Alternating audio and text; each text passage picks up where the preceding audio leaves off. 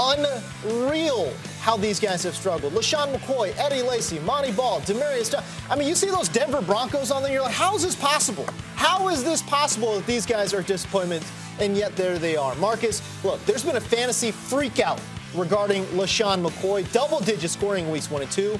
You thought he was cruising, and then weeks 3 and 4. 4 points combined in those 2 weeks. What do we do? Well, I think you stay the course with McCoy. I mean, the good news is that Lane Johnson is coming back, being a part of that offensive line. That should help open some holes. Plus, I do think that Chip Kelly realizes LeSean McCoy is still the focal point of that offense. They've got to get the football in his hands any way they possibly can. Sure, Darren Sproles is nice. Jeremy Maclin's played well. But the Eagles go as LeSean McCoy goes. So I understand the freak out. I would exercise caution. I would warn patience.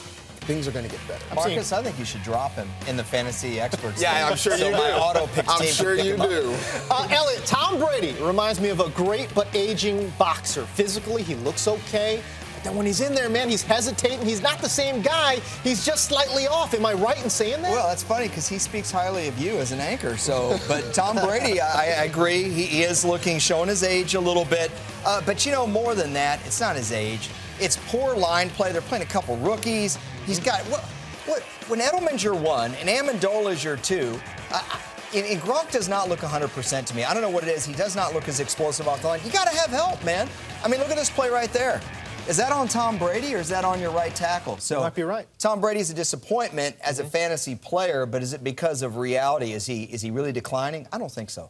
Interesting. All right, Fabs, Demaryius Thomas called himself out this week. He said he needs to play better. Fantasy-wise, he's averaging almost a shockingly low 7 points per game. Yeah. What do we make of DT? I'd get him now. I would trade for him right now, buy low on Demaryius Thomas, because this guy is going to come around sooner rather than later. Right now, Emmanuel Sanders actually leads the Broncos in targets, and it's not even close. That's going to change. Demaryius Thomas will end up being one of the best wide receivers in fantasy football when the season's all said and done. But, guys, this is something that we can't say we didn't expect. Peyton Manning was not going for 5,500 yards again, 55 touchdowns. He's on pace for over 4,000 yards. He's on pace for right around 48 touchdowns, 44 touchdowns. But he was never going to do what he did last season, and that's hurt Demaryius Thomas's value a little bit, his stats a little bit. But I think he's going to be fine. How about Eddie Lacy? I mean, Elliot, no one has been a bigger fantasy disappointment than Eddie Lacy. You can point to the schedule all you want, but the bottom line is he's averaging 3 yards per carry. He doesn't look good out there. Well, you just took all the meat off the bone. That's exactly what I was going to say, brother.